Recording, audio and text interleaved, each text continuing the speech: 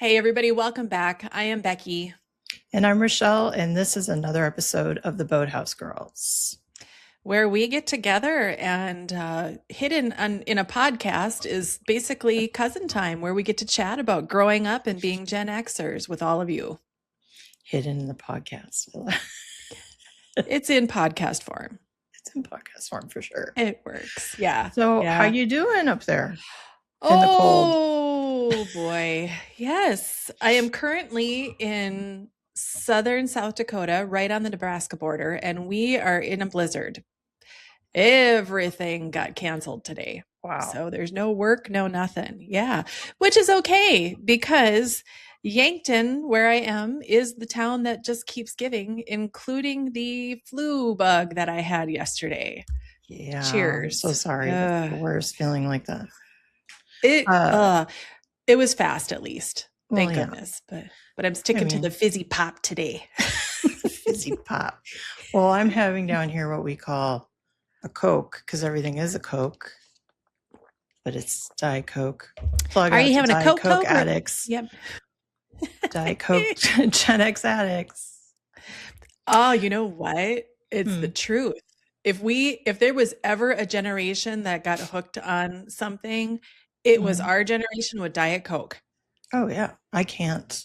I try going off of it. I've just accepted it's going to be my vice. It's just how it is. 100%. Yes. Yeah. Will it make you feel better to know that it's going to hit 100 here today? I take that as a no. Trying to choose my words kindly. You know, a couple episodes ago, you talked about reaching through, teleporting and slapping me. Maybe that would work today for the reverse. It's my turn to get slapped. I mean, we are before getting we get to our BoatHouse moment. Oh, yeah. Sorry. Go ahead. Oh, we are getting a cool front for 2 days.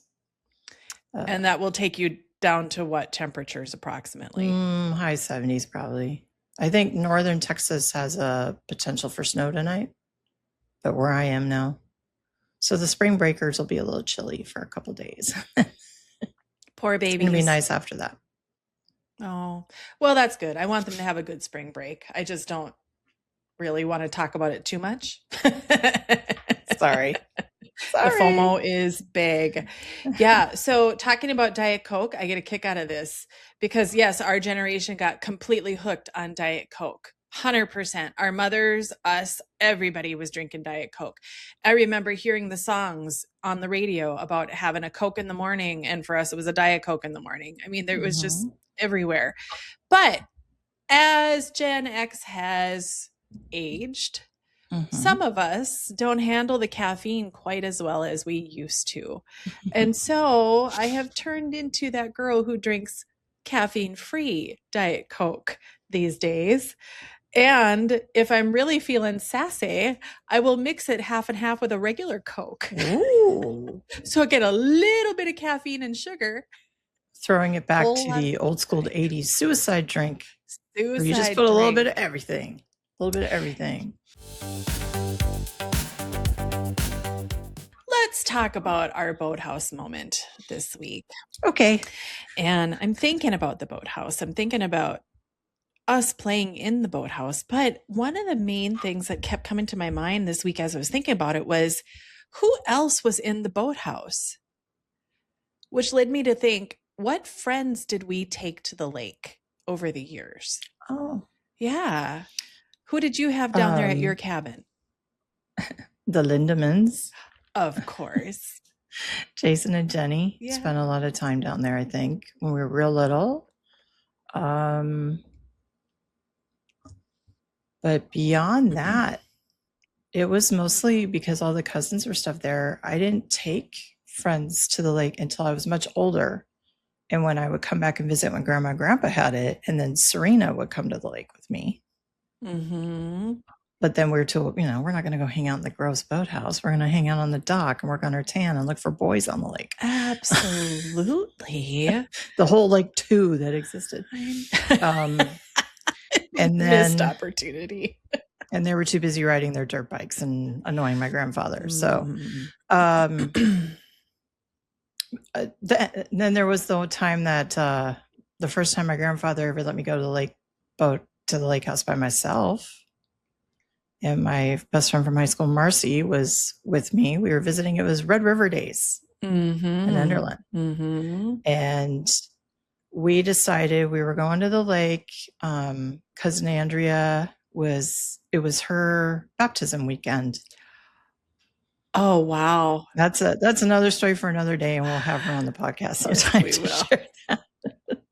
But essentially, Marcy and we wanted to go down to the lake, and we were kind of bored we were about to start college. So I was almost 18. She was 18.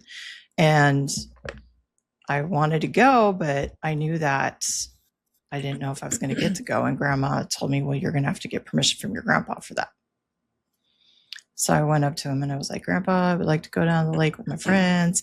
And we weren't going by ourselves. We were going with your brother. I remember. And Adam. I remember. And I remember the guys were just coming to go.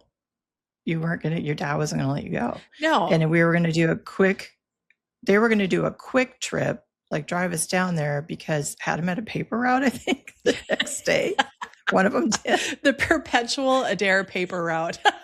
At the paper route. And Enderlin's got to get that paper. Fargo Forum's got to be delivered. Oh, God bless them. Gary was doing it most of the time. Yeah. So it was going to be a quick trip for them. But then my mom was driving down the next day with my brothers and stuff. So it was only going to be in one night without anyone else there. And my grandpa, all he said was, do you know where the key is? Yeah. Okay. Be careful. Which I don't think a certain family member appreciated, because they were never allowed to go to the lake and they were an adult with children. But without someone else there. But yeah, I think that is the full experience of actually. And then in adulthood, I've had people travel with me to the lake from Texas, like girls' trips. You know, Sean's only been there one time. No, twice, because we were just there in the winter. Oh. But he was there for summer once and winter once. So.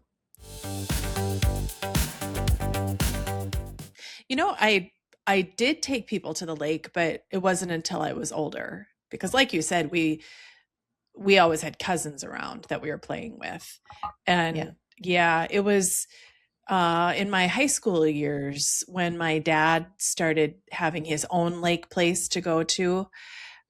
My friend Trisha and I went once, and Dad was renting just a tiny little cabin shack type thing, this little old mom and pop place that had been built probably in the 40s and was across the road and from Pelican Lake, and he was sharing it with Frober that summer. And so, you know, it was a place for him to go fishing and hang out. He loved it, but it wasn't necessarily a place for the whole family to go. There wasn't sleeping room for all of us.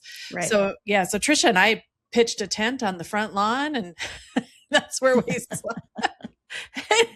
And we went across, and there was a dock, and there were weeds everywhere. I mean, there was a swimming beach to go to, but this was definitely not the family recreating area. But we figured out if we shallow dove, we could get past all of the weeds. And at one point, somebody said, do you want to take the paddle boat out? Which, heck yeah, we did. So we got in and we started paddling, and pretty soon up came the warden and gave us a butt chewing, even though we were in about 4 feet deep of water, because we didn't have our life jackets. Oh my God. I never took a life jacket out on the paddle boat. This was, you know, probably around 1989, 1990, when they really started cracking down. Yeah. So it was okay for people to put it was 1991 probably, but their kids in unsafe car seats right in the back of pickup trucks, but the game warden was locking down because you're 4 feet old. That's where we draw the line. And you're in this little paddle boat that goes at the speed of 2. Where's your life jacket?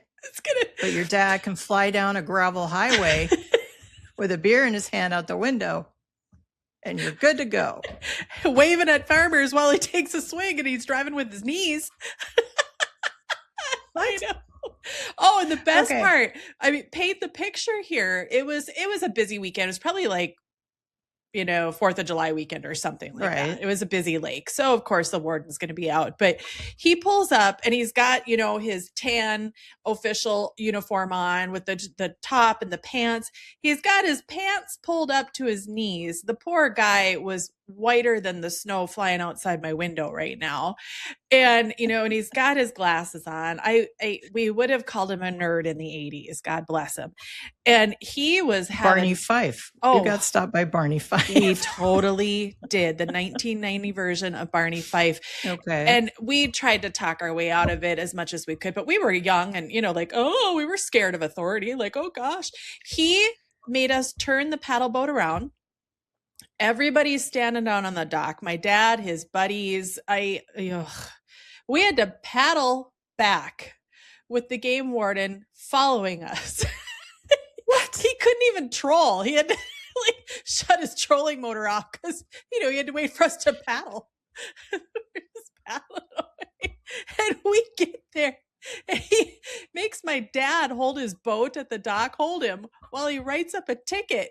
And my dad goes, they're in 4 feet of water. Sir, that doesn't matter. If you had seen what I've seen on this lake and the drownings that can happen. And my dad goes, Lord. My dad goes, they're both over 5 feet. They can stand up. He was having none of it. He kept writing. And it was one of those old, like mimeograph or not. What do you call the carbon paper? Yeah. Carbon copy of it. He writes down a ticket. $49 each. $49.19 each? Each. In 1989. My dad paid $100 ticket. After the shame, we had to do the paddle of shame back to the dock.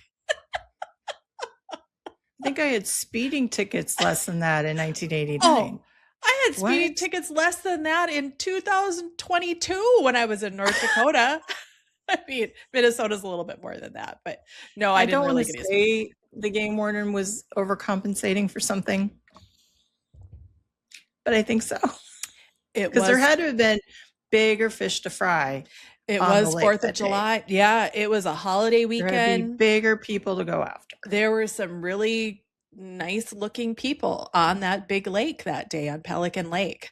And yes, because that's the same place. You've probably heard the story. It was just down the road from Zorba's, literally like a quarter of a mile. And one time the parents were all down there. Glenn and Cindy and crew were down too. And they sent Jamie and me to pick up the pizzas from Zorba's. Zorba's, which at that time was employing nothing but well-built college guys to work. It was like walking into the flip side of Hooters practically when you walked into that place. Little hole in the wall, completely packed. Jamie and I stood there for 2 hours waiting for the pizza because once again, we were young and dumb and scared. We told them why we were there. They said, okay, well, after standing there and watching the guys behind the bar for 2 hours, somebody finally said, girls, are you waiting for an order? And they had sent our pizza out with somebody else. Now, mind you, 2 hours have gone by on a very busy weekend. Neither did our parents come looking for us. Well, no, they didn't know what time it was. By the time stops at the lake. We finally came back, they took mercy on us and sent 2 pizzas with us. And we finally get back and they go, oh, it took you long enough. Because we made them. We made the pizzas and we screwed up the order. We had a fine time standing there for 2 hours watching. I'm these sure guys. you two did. I'm sure you did. There was a guy with arms this big and all he was doing was washing cups. Washing more cups. He was just getting his arm workout the whole time. Oh, yeah. Okay. I don't know. On the next episode of Who Would You Take to the BoatHouse? One of the guys working at Zorba's. Wow.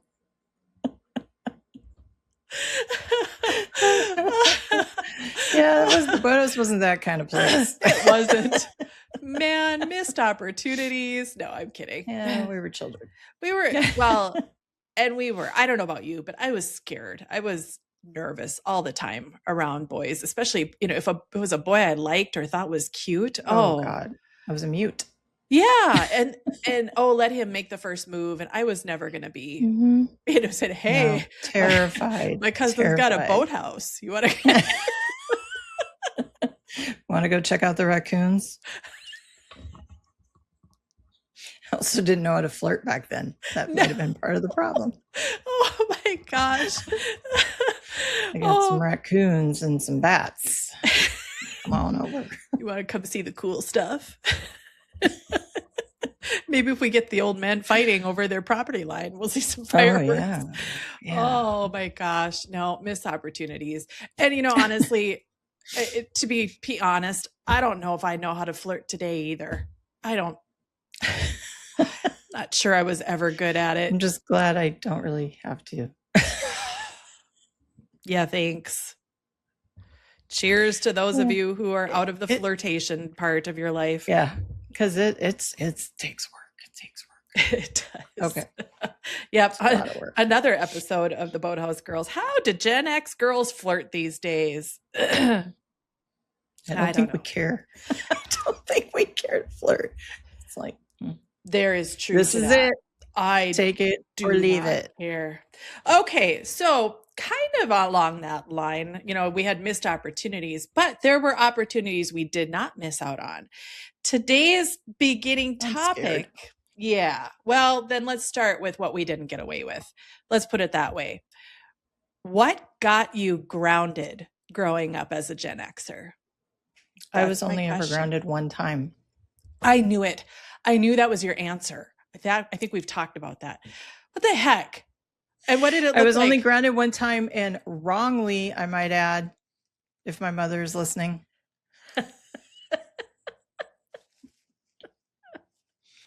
What did you do? Come on. I didn't do anything. That's the problem. What did you supposedly do? So I was on newspaper staff in high school. And at the beginning of the year, it was my first year on staff, and the editors and the sponsor organized always like an activity or a trip in the summer before we started school to bond with the staff. And I believe we went to Worlds of Fun, which is the amusement park in Kansas City. Yeah. Okay. And I don't know, back then there's no cell phones. So there was an itinerary of when we were supposed to arrive. And I do remember, though, that the bus driver that took us, I think it was like a private charter because it wasn't school year or something. I'm not sure. But the bus driver drove way too fast, carelessly. And we arrived back at the school like an hour and a half before we were supposed to be there. And there were other people coming. They were around the building. Like there was practices for other things. There were people getting back from camps. It was like a couple of weeks before school started. Mm-hmm.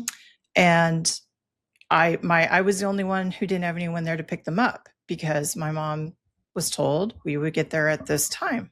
And it was in the evening. So I went in. My teacher let me in so I could call the house. No one answered. And she's like, well, I can't leave you here. Well, she lived in Lawrence, which was north of Ottawa, where I went to high school, and our house was in between there. This is why we probably have these rules now, but back then teachers could give you a ride home because it was safer than leaving you on the side of a road somewhere. Mm-hmm. So she's like, I'll just drop you off at your house. It's fine. I'm going that way. Okay. Fine. She drives me to the house. No one's home.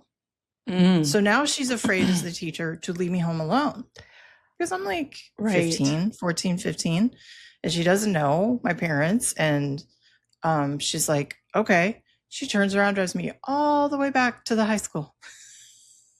Yeah. As an educator, I can just imagine the eye roll in the back of her head, right?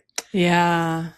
When we get there, my mom, I guess, has been there looking for me. And some girl I don't know tells my mom that I left with this older girl, Tina, on staff to a party.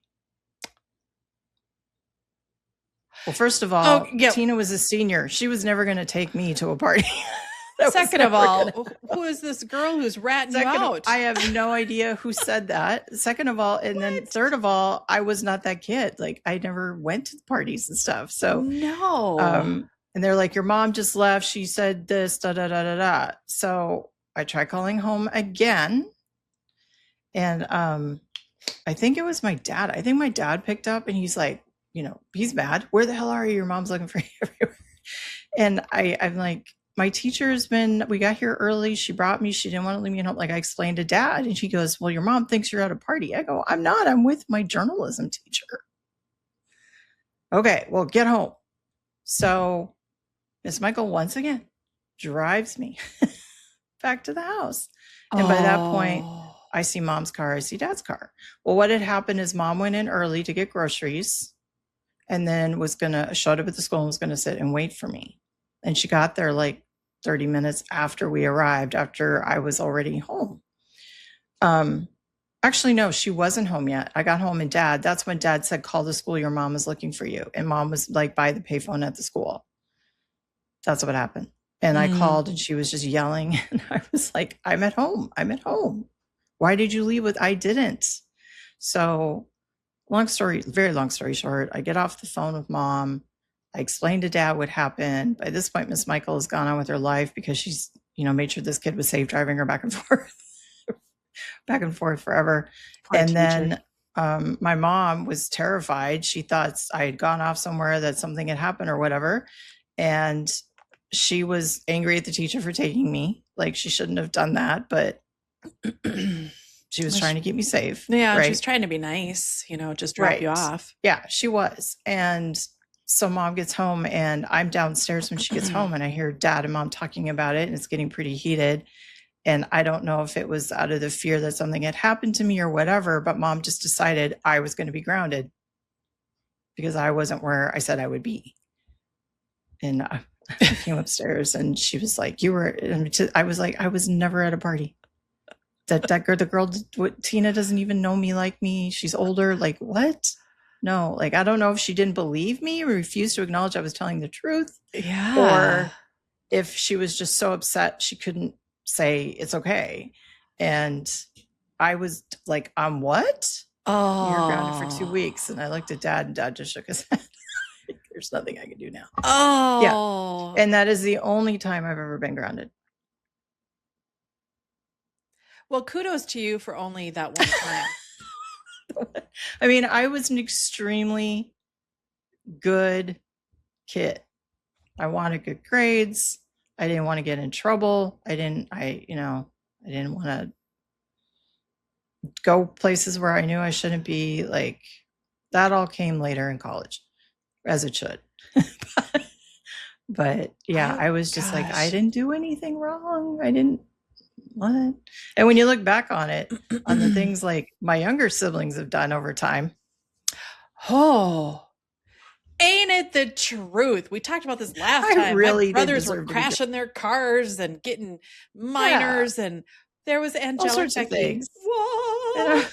And I'm just like, so yeah, mom, I should not have been grounded. I think her and I have talked about it as an adult. I'm like, no, I was the easy child.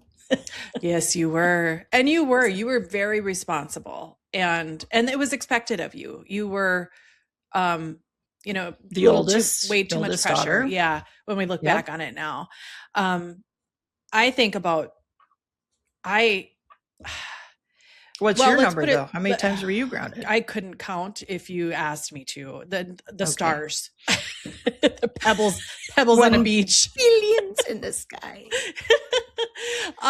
You know what though? There's something about what you were just saying that Betty and Bart were absolutely siblings, because her just being angry and frustrated and not knowing what to do with that because they didn't talk or they didn't learn how to talk through things, and it was just, I'm angry, I'm mad, she's grounded because that's what she could do. That's how she could control the situation, and that was in her mind. It was the end of it. Yeah.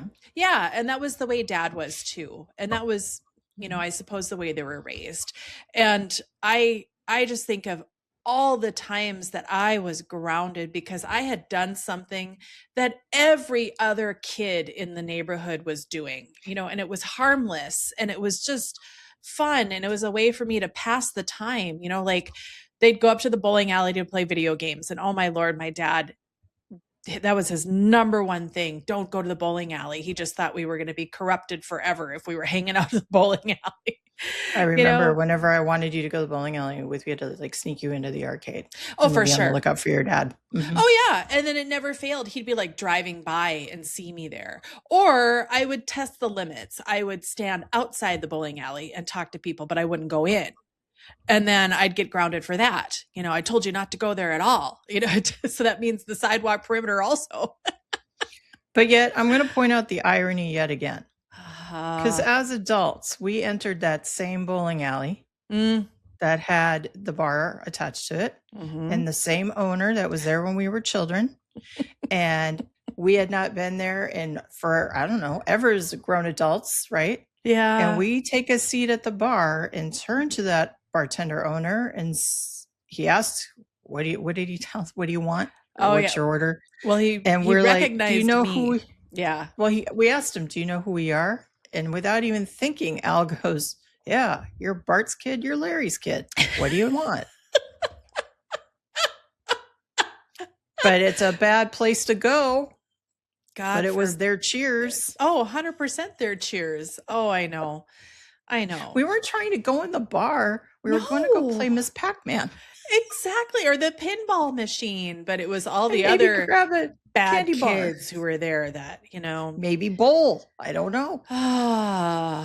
Yeah. And you know what? Aunt Shirley and I have had this conversation too, that, she was the baby of their family and dad would kind of get after her that way too. Don't hang out with the bad kids or the bad crowd or he seemed to have this thought that there was no way we could turn out to be decent human beings if we were hanging out with miscreants, there was just no way.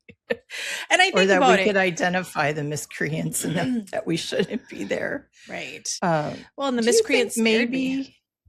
Yeah. I wasn't going to hang out with them anyway.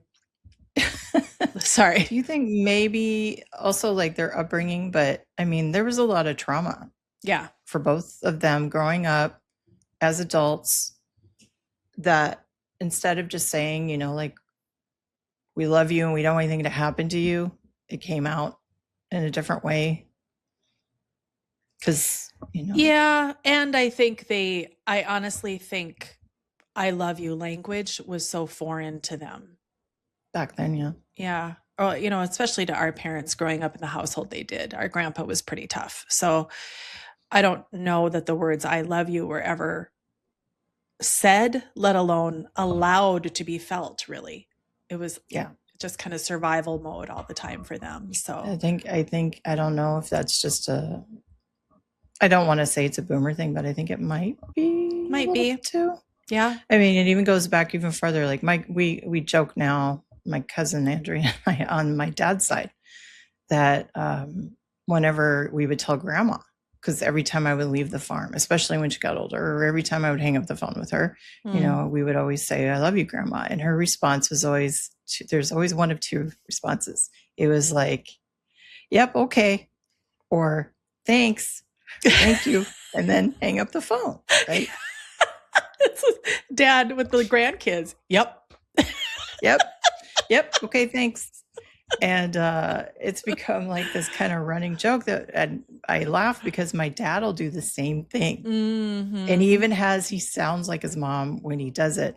And we were joking about it, you and I and Andrea, when we were at the farm together last for the class reunion I was up there for, a year and a half ago, maybe? Mm-hmm.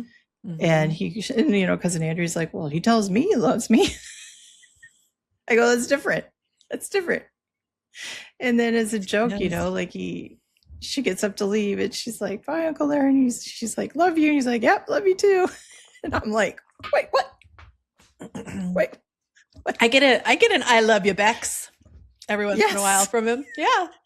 So this year I called my dad on his birthday and Sean and I had him on speakerphone and we're talking to him. And as we're hanging up, And I said, I love you, Dad. And he said, yep, love you too. I looked at Sean. I go, you're my witness. He said it. Cousin Andrea's never going to believe me, but I have a witness. Is there video here? Is somebody running a ring here? Am I being punked? Oh, you know what? It's not like I don't know that my parents don't love me, but it's become just like this. It's, when you were trained to not say it for so long, it becomes very hard to say. And then as the children who didn't hear it as much, you're like, what's happening? What's happening right now? Yeah. And especially when you grew up a cynical Gen X person, you're just going to be like, what? I am happy to say though that I've left some of that behind. Therapy helps. I love therapy. It does. Yeah. And I have just always been a loving, emotive person. And I am an empath. I feel emotions in the room big, hugely. And I am happy to say that I have raised my children, to hear and receive, I love you. And they do say it back. And it's not because I'm forcing them to.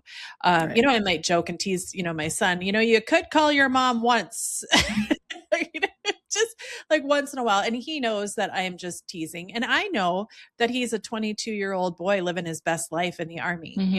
I'm not worried about it. I get a text sometimes and I know he's fine. And every once in a while I'll text and say proof of life, please. And to be a smart ass, he'll give me a picture of his boot. I'm here. My shoe's okay. But they know and understand that mom loves them no matter what. And I think that it's taken a process to get there. And I certainly feel the divide between me and my kids, and I still feel it between my mom and me. There is still that difference. Because we were raised in that arena of no affection, really, that even though I say I love you to friends and kids all the time, it's hard for me to turn around and do it with my mom still. And we do, and it's gotten easier, but it's still a little difficult just because it was always so stilted in that direction. And sometimes it's hard as the kid, even as a 52-year-old kid, to be the one to put it out there first, because our parents were always leading the way, and it still feels like that should happen sometimes. Yeah. It's hard. My mom is real good at saying it now more. Yeah. Good. I think grandkids do that. Some grandkids things will change people, and that's how that goes. Sure. Yeah. Oh yeah. We joke about when my kids were about 2 and 3 years old, and we were at the lake cabin for Easter because it was a late Easter. The weather was beautiful. So Dad decided we should have Easter at the lake. And we were all like, okay, sounds good to us. And we had, the Easter egg hunt, and the little preschoolers were all running around. But Dad's his main motive, was because the weather was nice enough that all of his children, his child labor, could clean up the dog yard. No, we didn't. We were just cleaning up the yard. All the leaves. Yeah. I've spent some time at the Larry boot camp at the lake. Oh, yeah. During my vacations. Yeah. In fact, one of the neighbors drove by. She said, oh, it's great to see you. Because, we hadn't seen her all winter and hadn't been down there. And I said, yep, you bet. Bart's got the child labor going out here. And she laughed. And she said, man, if I had kids, I'd be doing that too. I was like, I'm 35 years old. At that point, he could have just said, why don't you come down, help us with the yard, and we'll do Easter at the lake. Okay, great. Nope. Yeah. Like the preemptive warning, but no, they blindside you with it. Lure us in. We're going to do it at the lake. I'm going to go to the lake for a week. Oh, and here's your list. Yeah. Which is another Gen X thing. Chores, 20, allowance, 0. There was no... Go buy yourself a pop. Here's your list. Yeah, you get a pop and a candy bar, but not on the same day. get allowance. Did you? Did you get allowance? I got I don't know when it started. I got 50 cents a week. Wow. When the boys were born, maybe, for doing little things. And then when I was in high school, I think I got $20 a week because I drove them to their stuff in the summer, not during the school year. Mm-hmm. Like that was my pay. $20. $20 to be the babysitter.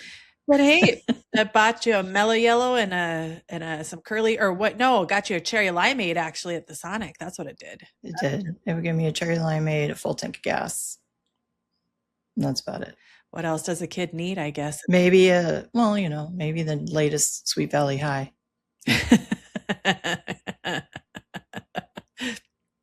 Released at Walmart. Oh, yeah. I had to get the latest Bon Jovi cassette tape with my earnings. Uh-huh. I do know I saved the 50 cents forever to buy my first vinyl. Billy Joel's Glass House. That was a good one. That was a good one. Joel got that for Christmas one year. Brett had his name in the gift exchange. And I remember this record coming in the mail. Yeah. It's a good one. It was really good. And solid bonus. We open it up and it's got all the lyrics in it. Yeah, it always did. That's how you knew all the lyrics. Maybe that's why we know the lyrics to all the songs still, because we memorized it like it was a homework assignment. Yeah, we did. Oh man, it was great. Plus, I still have it. Still have the vinyl. Do you? Oh, I still have some vinyl too. Although some of it, I can't really mention it. It's been canceled because I have some of the comedic records that our parents listened to when we were growing up. I'm supposed to inherit a specific comedian's records from my dad. Yeah, but I don't want them anymore. What did Gen Xers do with those things that they grew up with that were great and now canceled? Yeah. Well, and rightfully so canceled because of the abhorrent behavior by a certain comedian with a bunch of women. Yeah. So understand. Man, hours I spent listening to those records. Oh. I know. And you know what? I learned storytelling through this comedian's approach to comedy. I mean, it doesn't diminish the joy of when we were children listening to that and the laughs that we had listening to it. But as an adult, it's really horrid. Yeah, it just makes me sad that I revered this person for so long, Yes. And we watched the sitcom that he was in all through the 80s, America's Most Loved Family, for a while. And makes me sad to this day. Well, now you made it depressing. What's next? Okay, so we talked a little bit about getting grounded, and I got grounded for everything under the sun, so we don't need any more specifics from me. But because she was the bad kid, the not so bad kid with the extremely strict father. I wasn't always that bad. I was sometimes, for sure. I earned it sometimes. I was chronically missing curfew. Like I would find a loophole. Okay, I'm home, but I'm outside. I wouldn't come in the house. That kind of thing. I only missed curfew once by like 6 minutes. Oh, good Lord. Okay, yeah. And the next time I went out, I had to be home 6 minutes earlier. See, there was no negotiating. It was back, look at the clock. Okay. And I think Dad was the one who was like, you're late by 6 minutes. Oh, my Lord. No, I'd have to stand there. And it was the Spanish Inquisition. Bart was in his big old chair. What time is it? 11:04. Oh, what time is curfew? 11. I just had to go in and tell Betty and Larry that I was home. And I knew Mom wasn't asleep until I was home. Oh, right. She would answer the second I would say. Good Lord. If I was 4 minutes late, I was grounded for 2 weeks. There was I was always on time except for one time I can remember. And then it was because I had to drop off some friends who probably should not have been driving because I was the one I was also the DD. I had a girl. So I got everybody home safe and then I'd rush home. Yeah. And for me, the reasons that I would miss curfew were just simply because I was hanging out with friends and just didn't want to stop hanging out with them. It was never, rarely ever nefarious. I don't think I was ever doing what my dad might have guessed that I was doing. I wasn't partying. I wasn't doing that stuff. You weren't doing the drugs? No. On the corner by the Red Owl? Not at all. No. Are you kidding? You weren't dealing outside of the spare time bowling alley? Oh, people would turn me in if I just, looked wrong. Hey, Bart, we saw your So kid. do you think maybe also Bart was extra hard on you because he was a teacher and business owner in the community, so he thought his kids had to be perfect? I don't know. Man, if we could go back and ask him, that would be good. Yeah. He was such a believer in his kids following the rules. Keep your heads down, keep your lips shut, and don't break the rules, But yeah, he enjoyed my sassiness when I would talk. Yeah, we've talked about this before. He loved everybody else's sassiness, but if it ever came from his kid, oh boy, watch out. I'd be grounded for that too. I get grounded for talking too much. I get grounded for having a sarcastic sense of humor, which we've discussed. We were fed in the bottle, by the way. Right. Yeah. So, okay. That was my opening. Now, talking about getting grounded is one thing, but if you're willing, what are the things you got away with? What, in like high school? Oh, maybe, yeah. Kid, high school.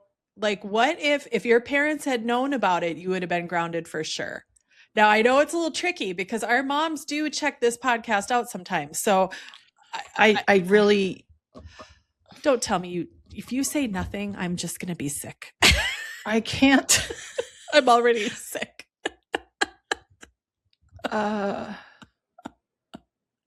Really, I mean, like, I'm 50 in my 50s now. It's fine if my parents know, but I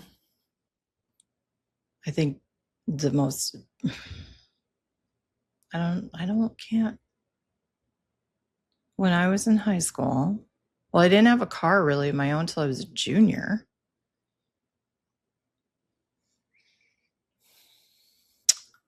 I mean, maybe just the fact that when I got older in high school, like there was alcohol and stuff at places that I went. But once again, I wasn't the kid drinking that. Or they knew I was at so-and-so's house. They didn't realize it was a party. But I wasn't. I was the nerdy good girl. I'm so proud of you. I'm so sorry. I'm a disappointment. I told you I saved my shenanigans for when I was older. Wasn't there a cruise that you went on at one point? Oh, okay. Wasn't there like the Lido deck? Yeah, but Bahama Mamas? Yeah, all right. But that was spring break, my senior year, with like maybe 6 weeks of high school left. And to be fair, when you're on international waters, you can drink.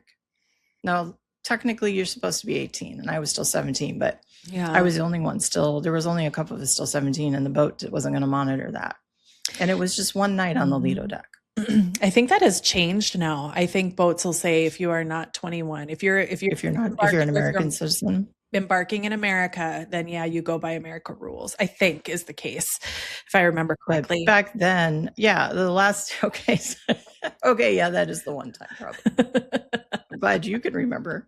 Are you kidding? I was excited when you were telling me all about it. I got to live vicariously. The irony of it all is it was the spring break trip for the NHS kids.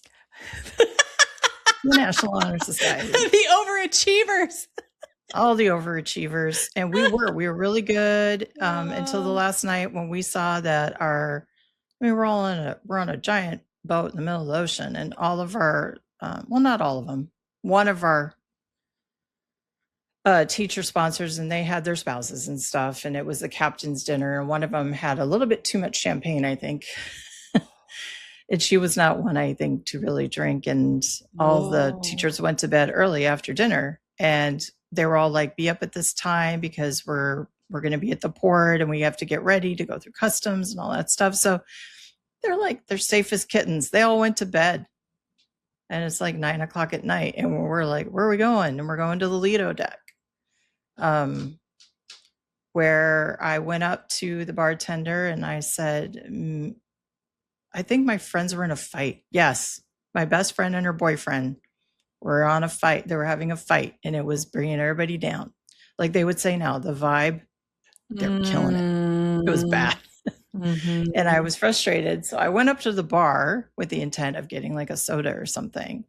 And the bartender asked me, like, how are things going? And I go, well, my best friend and her boyfriend are over there fighting, ruining the night for everybody. And he goes, let me make you something. And he made me a Bahama Mama. And that was my first alcoholic drink. And it tasted like a sweet tart. Wow.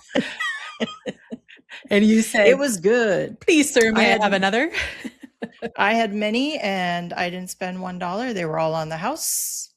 And some of the college boys that were on this trip also paid for the Bahama Mamas. And before the night was over, I was leading the Congo line to feeling hot, hot, hot.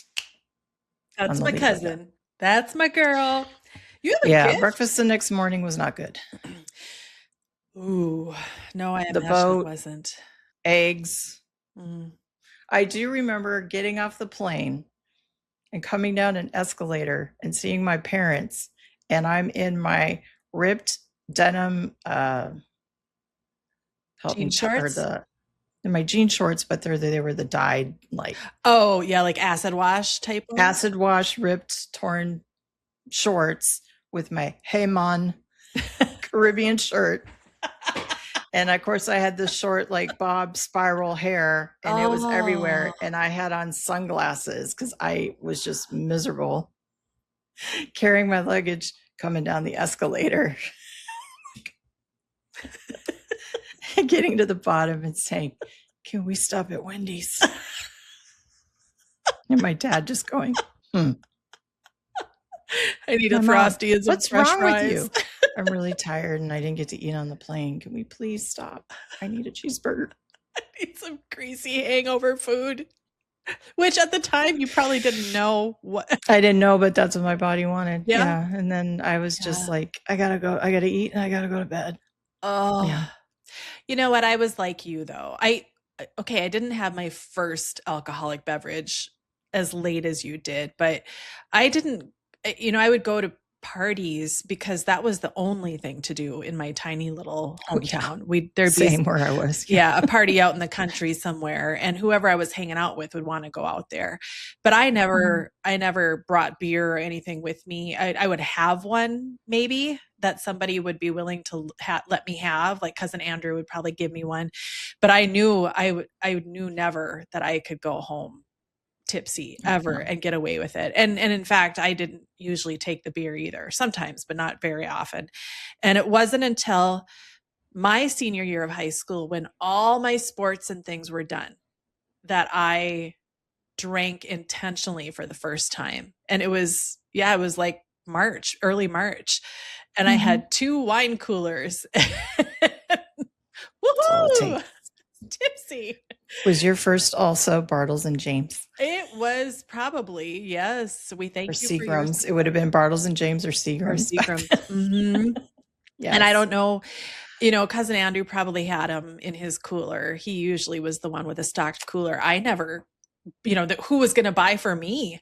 Oh my Lord. First of all, nobody in my family. Second of all, anybody who knew my family was like, we're not ever going to buy for that kid. So and I would have been scared. I just never would have thought to have somebody buy alcohol for me. But Andrew usually had some that he was willing to share. I will say it was that year, it was spring break time. And for us, that meant like 2 days off in March. And our parents decided for a couple of years when I was in high school, they and their adult friends would go out to Montana and go skiing and wouldn't take kids. And so we would stay with grandma and grandpa, or we would, I would stay with my friend Tracy sometimes. And that year, my cousin Andrew pulled up in his Bronco and picked us all up. And we were driving through the sandhills as usual, listening to music and talking and stuff. And he just said, yeah, I don't have much beer in my cooler. I don't really have anything. And we were like, okay. And I remember saying, well, that's too bad. I would maybe have one, thinking I'm done with all of my stuff. I can't get in that much trouble if I get caught, can I? And I didn't think I'd get caught. My boyfriend at the time pipes up and goes, my dad had a doctor appointment this week, and his doctor told him His health's getting bad. He's got to stop drinking. And the problem is he just bought a case of Bacardi and he's trying to decide how to get rid of it. And the whole, this Bronco packed full of teenagers went silent. And then he erupted. We could take that off his hands. Why didn't you say so? Yeah. So we ended up in rural Lisbon picking up a couple of bottles of Bacardi, and somebody's parents had a 2-liter bottle or two of Coke and Diet Coke, and off we went. And it was an interesting night. That one I got away with. Yeah. Well, I think we kind of got away with it. I was staying at Tracy's, and it was one of those evenings that we were basically poured into the bed in the basement where we were going to be sleeping. Her parents' bedroom was directly above that. So I don't doubt they could hear us through the vents, and we were laughing and joking, and my poor boyfriend was trying to just shove us in this bed, and he was like, take your shoes off, just crawl in. And we were laughing. And the next day, Tracy had to go work her whatever job that is you had when you were in high school and you went out into the real world and worked at a place, co-op thing. Yeah. The co-op. Yeah. She was working at the bank. She had to go do that. And she was a little green. And her mom took one look at me when I got up and she said, we're going to make monster cookies today. And her recipe for monster cookies had like 12 cups of flour, 10 cups of oatmeal. It was massive. That's my mom's. It was huge. They would make it in this giant bowl, like that big. Yeah, the biggest bowl Tupperware made. And because when you make monster cookies, you make them. Well, Becky found out what a hangover was that day. And I was sitting in there making batch after batch of monster cookies, or I should say roasting sheet after sheet. Tracy walked in and looked at me and she goes, oh my God, you're making monster cookies. I said, yes. We were finishing up about then. Tracy goes, I got to take a nap. And I said, me too. And the next thing we knew, we were down. I'm sure her parents knew. I'm sure like their daughter was being punished in her own way. And now they're going to take care of you. Yeah. So I got away with it with my parents, but I necessarily didn't with hers. But I don't know. No, I didn't meet my good friends, Boone's Farm, Tequila, 20 and 20, Mad Dog, and Purple Punch, really, till college. No, me either. I knew who they were. I saw them at events, but we weren't close. We didn't interact. And I didn't have a clue how many kids our age were getting away with stuff. And I just didn't have that sneaky, devious part to me. I couldn't have. No. I would have been too scared of getting in trouble. I was afraid I would be in trouble. I didn't want to get in trouble. Yeah, constantly. I don't know. It was fun going to college and hearing other people's stories from high school. There were a number of people who didn't do much at all in college because they had done it all when they were in high school. Yeah, it's true. Yeah. Like now I have my good friend Courtney. Like we'll compare notes. And her high school experience is probably different than my high school experience. But also, I was new in my high school. And being a Gen Xer, being the oldest, I did not trust. So you're telling me we're going to go where and do what? And I don't know everybody there. I don't trust it. I just didn't trust for a long, long time. You learned that earlier in life. I didn't, because I stayed where we had originally come from. Mm-hmm. And so everything felt safe to me. And then, I went off to college in a rather nearby North Dakota town. And so it really wasn't that much different for me. Right. And I never was really kamikaze crazy. I was usually, if I came with a bunch of gals, I expected to leave with a bunch of gals. Wasn't always the case. They would ditch me on the regular, but I was that one who would say, okay, if we came together, I will go home with you too. We will make sure everybody's safe. And, I was definitely that person. So it just maybe wasn't in my nature to be wild. I don't know. Wild child. Maybe I should make up for it one of these days. You would pull your back out. Now there'd be bigger repercussions than a hangover. Because now, like, I have more than 2 glasses of wine, I'm going to pay for it for a day. Oh, ain't it the truth? So, yeah, it's not fair. Yeah. It's not fair at all. Except the one bottle of Italian Pinot Grigio that you introduced me to this summer. And I had a couple of glasses and didn't feel terrible the next day. So No, I don't feel terrible the next day. That one's pretty good. Oh, I get But, a headache like, from wine yeah. usually. Stick with me, kid. Right. That leads me to my last question that I have for us for Okay. today. What does scare Gen Xers? Not a lot. No. Not a lot. Because we've seen so many horrific things, whether in our own lives or on television. And if we didn't see them, we were mentally preparing for them, like nuclear Always. war and like everything that's going on right now in the Middle East. Yeah. I'm kind of like, oh, again. Right. And I know I should have more of a response, but it's like being a Gen Xer, I've been desensitized to it. For I sure. feel like we're just repeating something I've already done. Mhm. Oh, I know how this is. I know this rolls out. And I've also reached that age where I'm like, everyone's like, it's going to be full on World War III, nuclear war. Well, if it is, I certainly can't stop it. So No. I'm just going to continue to live my life because yeah. But I don't think there's a lot that we were scared of. I think we were more scared. Like, I don't have children I have a stepson who I worry about, but as far as like, having them from when they were little and everything, I think the only thing Gen X maybe is we worry about our children going through things that we went through and not wanting them to do that. And I believe our generation, as an educator, I've watched a lot of our generation. I know why they're doing it, but they overcompensate it. Yes. And it is causing a different kind of damage to those children because they don't have the grit and the perseverance and they're not ready for the unexpected. And there is something of high value for that. That's true. That is true. At the end of the day, I thought about this a lot this week.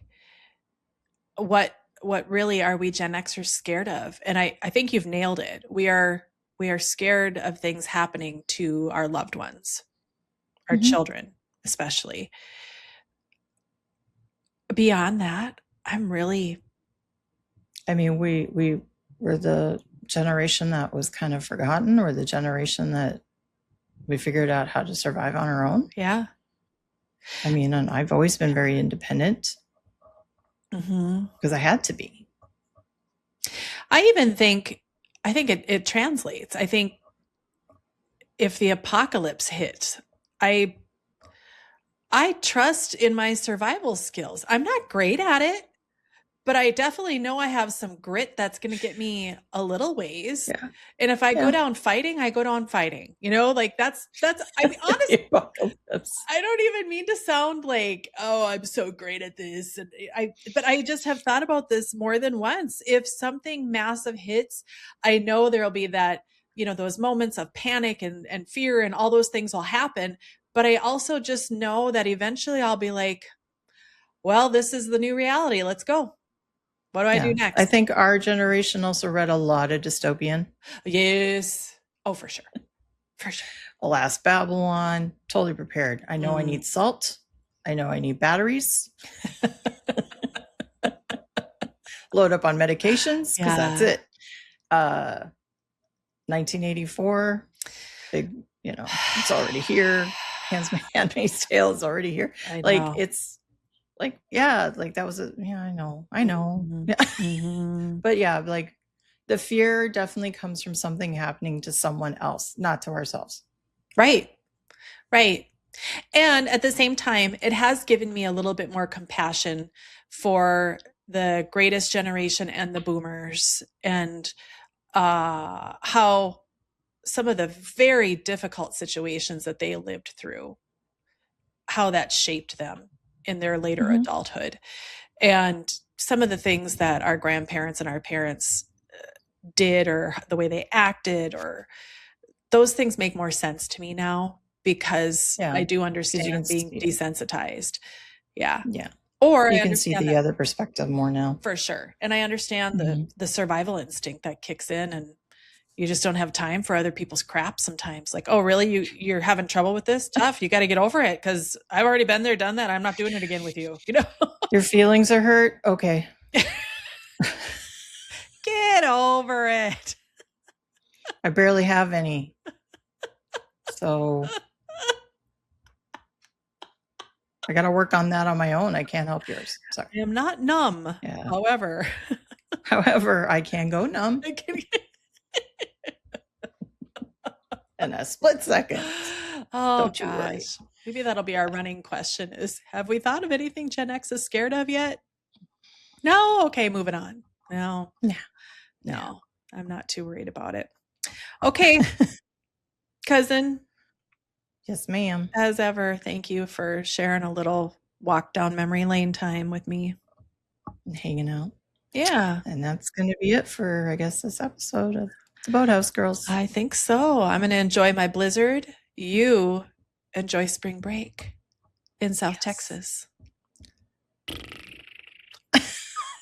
Thank you, Edith Ann. Thanks, everybody. We'll see you next time. Bye.